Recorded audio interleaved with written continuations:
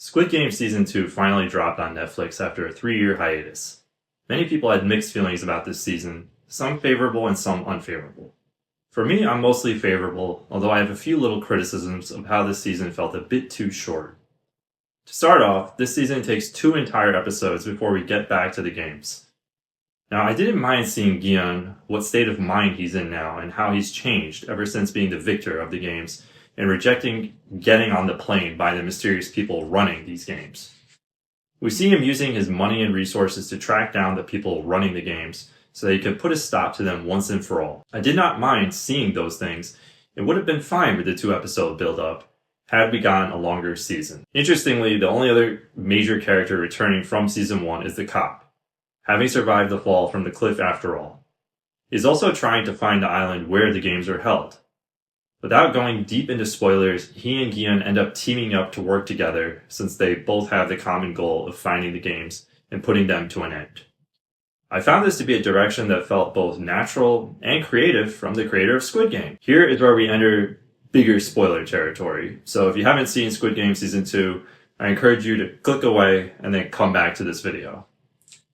Now, it is worth mentioning that I think a lot of people are disappointed with this season, mostly because they expected to see something on par in quality as Season 1. That honestly was going to be incredibly hard to top, but I came to accept it.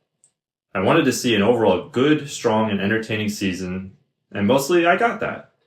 The cast that's presented to us in Season 2, other than Gion, is quite different from the people we met in Season 1. This might be where audiences had problems with. Some of these characters already know each other in the real world. We have a mother and son, a K-pop idol/rapper, a YouTube influencer, and his ex-girlfriend. These are all very different dynamics compared to the characters from Season 1. Also, we don't really get to spend any time with them in the real world, therefore we're learning their backstories as the games go on. So it's just something you have to bear with. This isn't exactly bad, it's just different. But we would have benefited more if we just got a longer season. With more episodes, we could have gotten more character development, and some of Gion's choices might have made more sense. But I'm getting ahead of myself. Also, unlike Season 1, we get to follow one of the guards and see who she is in the real world outside of the games.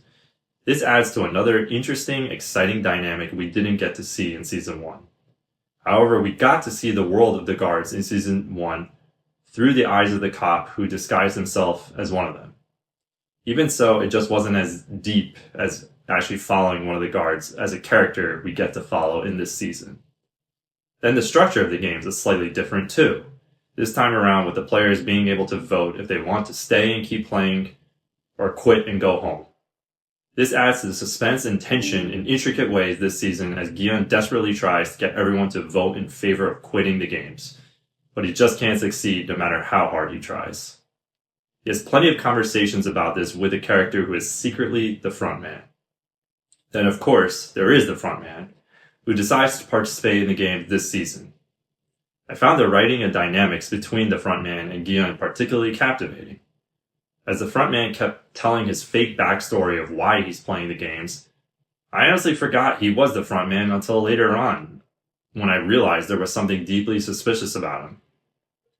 Like in Season 1, Gion and the other characters who are playing, their morals and values come into question.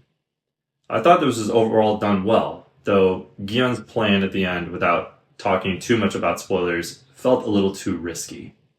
I think if the season had allowed more build-up towards this, like Gion sending some of his players out on rogue missions one by one, then this inside plan might have felt more digestible.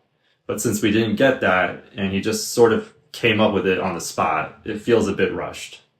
It still makes for an exciting finale for Season 2, and the stakes are raised even further at the end. I just have to say though, Gion, played by actor Lee Jong-jae, is just amazing to watch. So much growth in his character from Season 1, where he was a man down on his luck, looking for quick fixes in life through loan sharks, to now a hardened individual who is managing the loan sharks, calling the shots, and on a crusade to stop these evil games. A stark difference in character, but one that is welcomed. If Squid Game Season 1 was Star Wars: A New Hope, then Season 2 is The Empire Strikes Back. And going off that analogy, the big issue most people seem to have here is how it ends on a cliffhanger. In fact, this became the deal breaker for many people, totally dismissing this as a horrible season.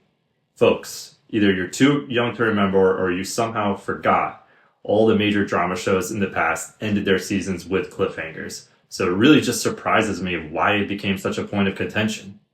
And we're supposed to be getting the last season sometime in 2025. So what is the big deal here that's gotten everyone so disappointed with this season? Reading up on some people's comments, others like myself still were able to enjoy this season, but it just seems drowned out by those who hate it. Aside from the cliffhanger ending, this season still holds true to what Squid Game is meant to be, which is an exploration of human greed, selfishness, economic class divide, and even selflessness. But what do you think? Maybe I missed something? Let me know in the comments below, and if you like this video, make sure to give it a like and hit that subscribe button so you can get more content like this. I'm Shin Diver, and see you next time.